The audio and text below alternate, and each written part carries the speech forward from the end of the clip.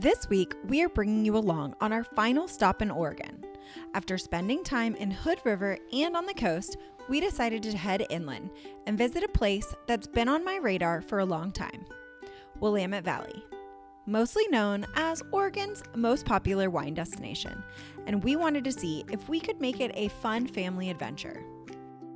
But is it worth taking kids to wine country? Today we will answer that question while we bring you along to an alpaca farm, the Evergreen Aviation and Space Museum, on a beautiful hike, and of course check out some of the local vineyards. This is Nomadish, where we love to roam but always come home. We visited Wings and a Prayer Alpaca Farm. It was too hot to do the alpaca trek, but they still let us come for a visit and feed the alpacas.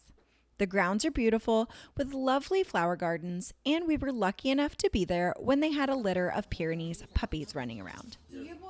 It was super fun for the kids and adults alike. There's also a store on site if you want to buy some alpaca goods.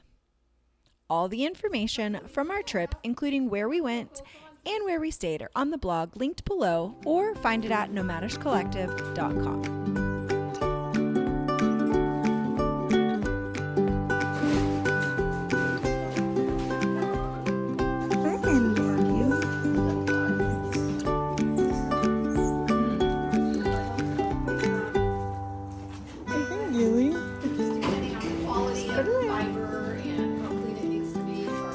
A little more?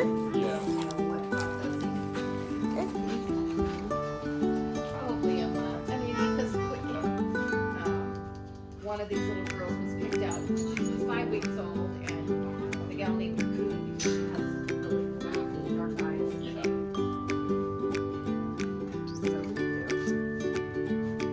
cute. If you love an adventure, give us a like and hit that subscribe button so you don't miss what's coming up next.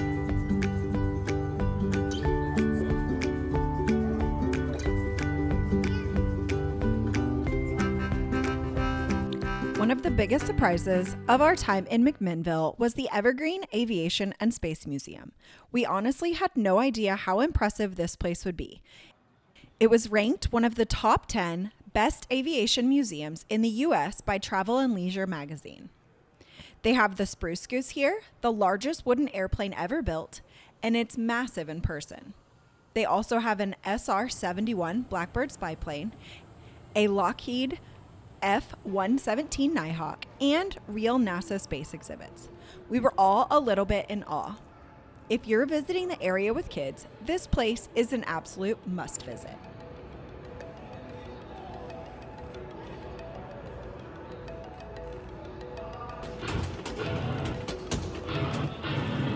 Water reserves.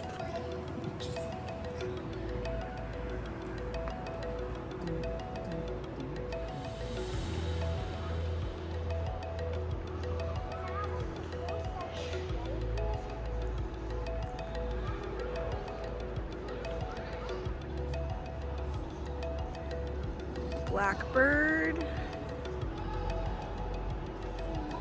Kids playing with airplane seats. Nighthawk.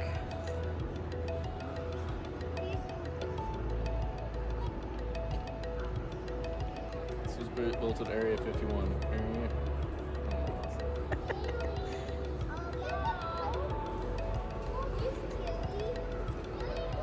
She's in the chair, guys. This was tested at Area 51. Alien space technology. It's a poke. Gilly, she's just over there, guys. It's really cool getting to see this Nighthawk.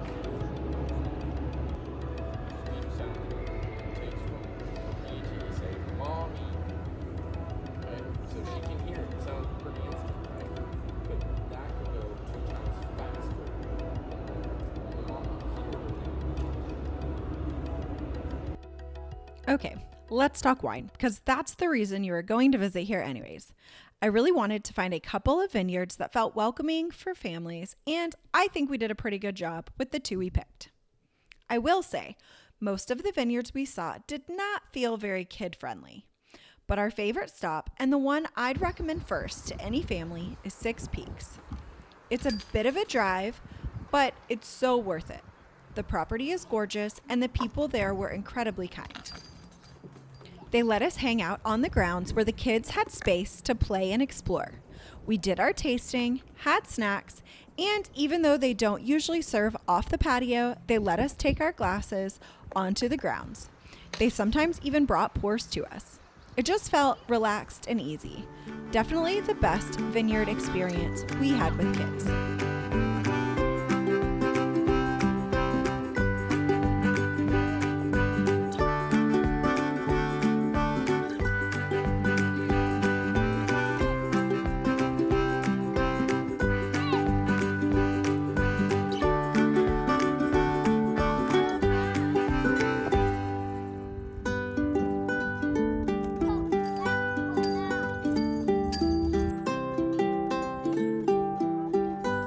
The second vineyard we visited was beautiful and organic, named Coeur de Terre, which means heart of the earth in French.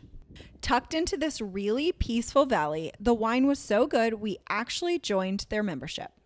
I called ahead to make sure the kids were okay, and they said yes, and everyone was very nice.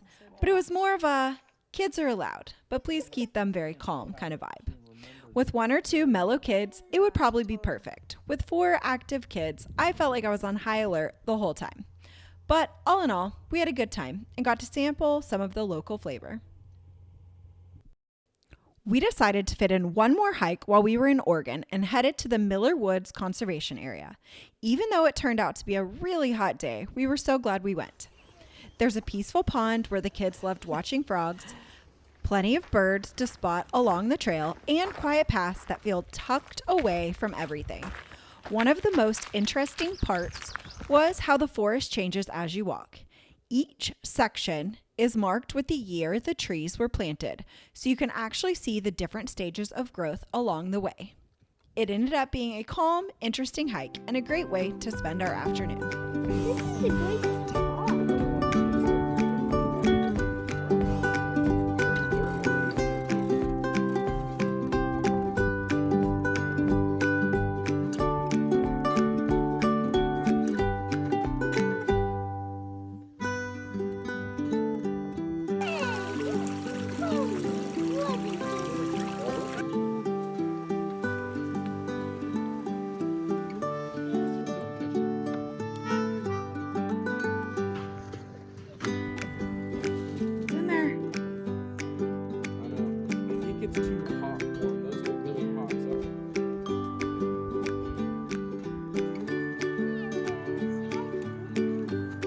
Planted in 1971. A few honorable mentions. McMinnville City Park was great for letting the kids run and play. Dallas and I traded off mornings so each of us could sneak away for a massage. And last but definitely not least, Alchemist Jam and Bakery. We grabbed a spread of baked goods and brought some jam home with us. It was so good. Looking back, we did have fun on this part of the trip, but with Oregon being as vast and incredible as it is, I think next time we would either skip it, save Willamette Valley for an adults-only getaway, or just spend a night or 2 here at the end since it isn't too far from the Portland airport. After Hood River and the coast, this stop felt a little anticlimactic, but we still made the most of it.